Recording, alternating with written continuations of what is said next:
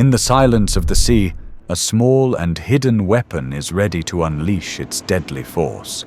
But how can a simple mine damage a massive ship? These mines are equipped with contact-sensitive triggers called Hertz horns. Upon the slightest contact, the horn bends, breaking the glass vial containing sulfuric acid. The released liquid flows into the galvanic cell, initiating electrochemical reactions. This is the same galvanic cell that contains a copper cathode, a salt bridge, a zinc anode, sulfuric acid, which ionizes into hydrogen and sulfate ions in aqueous solution, and an external circuit. Look, a zinc atom releases 2 electrons and becomes a zinc ion. The electrons promptly detach from the electrode and move into the external circuit. Now the journey of the electrons begins. They pass through the circuit and move toward the copper cathode. 2 hydrogen ions are waiting for these electrons. They capture them and combine to form hydrogen gas bubbles. It all appears in a seamless cycle, from electron release to hydrogen gas formation, but there's still one more element left to reveal.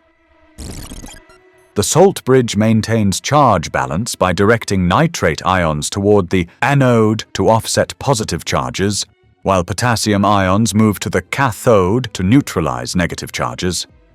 This keeps the current flowing, providing the necessary energy to activate the mine's detonation system. The electrical current from the galvanic cell moves toward the detonator, but initially the circuit remains incomplete to prevent accidental detonation. Before deploying the mine into the water, a safety mechanism known as the arming plunger is activated by removing a safety pin. A compressed spring then drives the plunger downward, bridging the gap between the metal contacts and completing the circuit. As the current surges into the detonator, a small spark is created. This spark ignites the secondary booster, which, with a controlled explosion, triggers the mine's main charge, resulting in a devastating blast. Drifting naval mines, due to floating freely on the water's surface and being influenced by sea currents and wind, had unpredictable paths.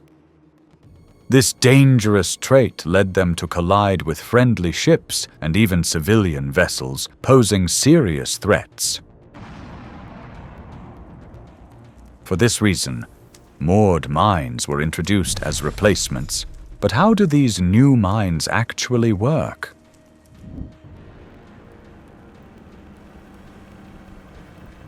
As the mine descends, the plummet moves more swiftly through the water. Its weight lifts the mechanical lever, and the pole shifts out of alignment with the gear teeth, allowing the reel to turn smoothly. With the reel released, the chain rapidly unspools, and the buoyant chamber rises toward the surface. When the plummet reaches the seafloor, the rope slackens. The pole re-engages with the gear teeth, locking the reel in place. The buoyant chamber remains suspended at a depth precisely set by the plummet's rope, a practical method to stay hidden and avoid targeting smaller boats, while ensuring large ships remain within reach. But even that wasn't enough. With advancing technology, magnetic sensors were brought into play. But how does a magnetic sensor actually work? Let's first start with the magnetic field. Actually, everything begins here. Inside the steel, millions of tiny magnets known as magnetic domains are hidden. Normally, each domain points in a random direction, neutralizing each other's effects. That's why steel isn't magnetic at first glance. But during construction, the intense heat of welding and heavy hammer blows force these chaotic domains into alignment.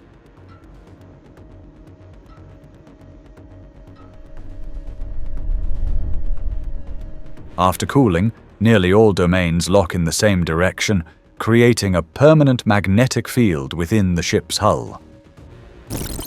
But this isn't the end of the story. When the ship is powered on and moving, the electric currents in cables and engine vibrations produce a temporary, fluctuating magnetic field. Permanent and temporary fields merge to create the ship's magnetic signature, a signature shaped by hull size, steel type, and other factors, making the vessel behave like a giant magnet. The question is, how does the mine's magnetic sensor detect this field? Actually, these sensors operate based on a phenomenon called the Hall effect. Imagine a thin semiconductor plate with a constant electrical current supplied by a source like a battery. The electrons move straight from one side to the other. Now, if we apply a magnetic field perpendicular to the plate, the electron's straight path is disrupted. This happens because the Lorentz force deflects their trajectory toward one edge of the plate. The result? Electrons accumulate on one side, creating a negative charge there and a positive charge on the other side. Ultimately, this imbalance creates a voltage that we can measure by connecting a sensor such as a multimeter. But this initial voltage is very weak.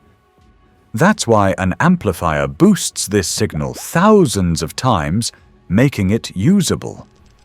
The signal is then sent to the mine's control circuit, where it is compared with a predefined magnetic pattern.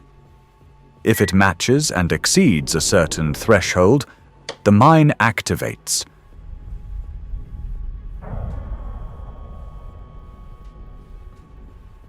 In this system, the 3-axis sensor can even detect angled magnetic fields with precision. Yet relying solely on magnetic signals poses limitations. To enhance reliability and counter more sophisticated threats, a new generation of naval mines was developed.